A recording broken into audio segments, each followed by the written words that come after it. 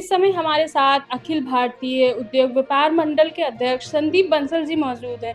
Sir, जिस तरह से जो डोनाल्ड ट्रंप हैं अपनी मनमानी कर रहे हैं और हर बार कहते हैं सीज़ फायर हमने कराया, तकरीबन पचासों बार कह चुके हैं और जिस तरह से मनमानी टैरिफ लगा रहे हैं और टैरिफ का जो रेट है उसको भी परसेंटेज को बढ़ा दिया। कैसे देखते हैं और किस तरह का असर पड़ता है व्यापार में?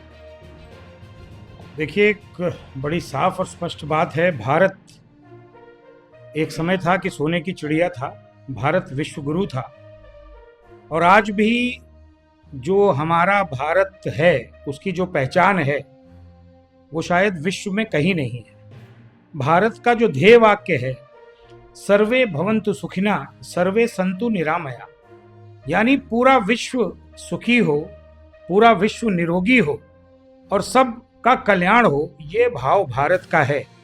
जो मेरा ख्याल है कि पूरे विश्व के जितने भी रिलीजन हैं, जिनको संप्रदाय कहते हैं, शायद किसी में नहीं है, सिर्फ सनातन धर्म में। और उस सनातन के मानने वाले भारत को अगर अमेरिका आंख दिखाएगा या ट्रंप आंख दिखाएगा तो ये भारत के लिए एक चुनौती है, ये भारत के लिए एक अवसर है, भारत के प्रधानमंत्री के लिए भी और भारत के रहने वाले निवासियों के लिए भी, हम सब के लिए।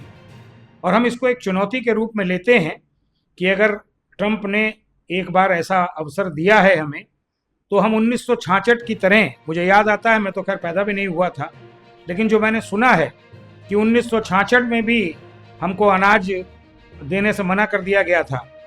उस समय एक हरित क्रांति हुई थी भारत में और हमने अनाज उगाया तो उगाया, पूरे विश्व को देना शुरू कर दिया और आज भी हम सबसे ज़्यादा निर्यात कर रहे हैं। अब यही स्थिति भारत में फिर से होगी। मैं अपील करता हूँ हिंदुस्तान के 140 करोड़ नागरिकों से, स्वदेशी अपनाएं, वस्त्र पहने स्वदेशी, भोजन करें स्वदेशी, जूता पहने स्वदेशी, जितना भी हो सकता है स्वदेशी अपनाएं, भारत के बने उत्पाद को इस्तेमाल करें और इन बहुराष्ट्रीय कंपनियों को, जिसमें अधिकतर अमेरिकन कंपनियां हैं, मुंह तोड़ जवाब दें। ऐसा लगता है कि ट्रंप को खुद ब खुद और अमेरिका को खुद ब खुद उसका जवाब मिल जाएगा। अभी जो एक डील अमेरिका के साथ हुई थी, उस डील को भारत ने कैंसिल किया। देश के प्रधानमंत्री ने स्पष्ट कर दिया कि मामला चाहे पाकिस्तान का हो और मामला चाहे भारत के किसानों का हो, किसी भी प्रकार से ट्रंप की मनमानी को हम स्वीकार नहीं करेंगे। मैं देशवासियों से अपील करता हूँ, निवेदन करता हूँ, राष्ट्र के लिए, भारत माता के लिए अपना जो एक कर्तव्य है उसको ध्यान में रखते हुए स्वदेशी को अपनाएं और सिर्फ स्वदेशी अपनाने से हम ट्रंप को मुंह तोड़ जवाब दे ले जाएंगे। और जो बहुराष्ट्रीय कंपनियां, खासतौर पे जो अमेरिकन कंपनियां भारत में आकर के भारत वालों को लूट करके अमेरिका को मालामाल कर रही हैं, उनको हम एक संदेश दें। ये इससे बड़ा कोई संदेश ट्रंप के लिए नहीं हो सकता। सर, जिस तरह से आप मुहिम भी चला रहे हैं कि स्वदेशी अपनाओ, बैठकें कर रहे हैं, सभाएं कर रहे हैं, सर किस तरह से आप स्वदेशी अपनाओ के लिए लोगों को प्रेरित कर रहे हैं? अभी कल मैं दिल्ली था, दिल्ली में भी दिल्ली प्रदेश की अखिल भारतीय उद्योग व्यापार मंडल की बैठक हुई, सैकड़ों व्यापारी उसमें थे। 14 अगस्त से निरंतर स्वदेशी अपनाओ विदेशी भगाओ, स्वदेशी अपनाओ विदेशी छोड़ो, ये अभियान हम लोग लेकर के चलेंगे। राजधानी लखनऊ से लेकर उत्तर प्रदेश के सभी जनपदों में और देश के 12 राज्यों में हम ये अभियान चलाएंगे और स्वदेशी अपनाने की अपील संपूर्ण देशवासियों से करेंगे। व्यापारियों से ये अपील करेंगे कि वो स्वदेशी बेचें, स्वदेशी का माल बेचने में रुचि लें, बजाय इसके कि हम बहुराष्ट्रीय कंपनियों के सामान को अपनी दुकानों पर बेचने में रुचि लें। हमारी प्राथमिकता हो कि हम स्वदेशी माल को बेचें और स्वदेशी माल का इस्तेमाल करें।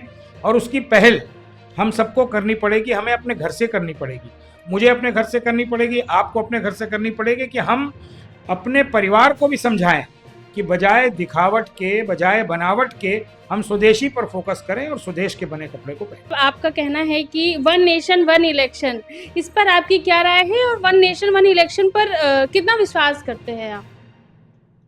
ये तो विषय अभी आया है जी। लेकिन हम लोग पिछले बहुत वर्षों से, हमारे तमाम व्यापारी, चाहे वो उत्तर प्रदेश के हैं, दिल्ली के हैं, हरियाणा के हैं, पंजाब के हैं, बहुत बार वो अखिल भारतीय उद्योग व्यापार मंडल को ये लिख करके दे चुके हैं कि व्यापार मंडल को पहल करनी चाहिए भारत सरकार से, राष्ट्रपति से मिलकर के ये अपील करनी चाहिए कि हमारे देश में हर 6 महीने बाद एक चुनाव आ जाता है। और उत्तर प्रदेश में एक चुनाव हुआ लोकसभा का, फिर विधानसभा का, फिर बिहार का शुरू हो गया, फिर पंजाब का शुरू हो गया, फिर दिल्ली का हो गया, फिर नगर पालिका के चुनाव आ गए, फिर पंचायत के आ गए। हर वक्त हमारा देश किसी न किसी चुनाव में उलझा रहता है। उससे एक तो देश का विकास रुकता है, और दूसरा लाखों हजार करोड़ रुपए इस चुनाव में खर्च होते हैं, जो किसके हैं? मेरे हैं, आपके हैं, देश की जनता के। और ये निरर्थक पैसा खर्च होता है। इस पैसे को बचाया जा सकता है, इससे देश का विकास किया जा सकता है, समय को बचाया जा सकता है जो समय का दुरुपयोग हो रहा है, और इन सबसे महत्वपूर्ण उद्योग और व्यापार को बचाया जा सकता है।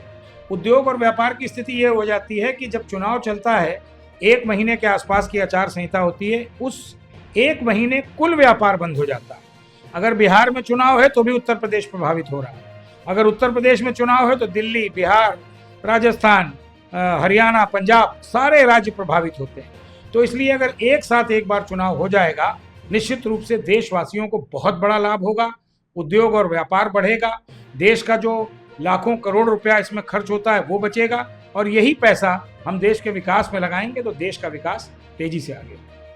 सर, उद्योग और व्यापार की आगे की क्या कुछ नीतियां हैं बढ़ाने के लिए, यूथ को प्रोत्साहित करने के लिए आगे आप लोग क्या कुछ प्लान कर रहे हैं? देखिए, बहुत सारी योजनाएं भारत सरकार की आई हुई हैं, बहुत सारी योजनाएं उत्तर प्रदेश सरकार की आई हुई हैं।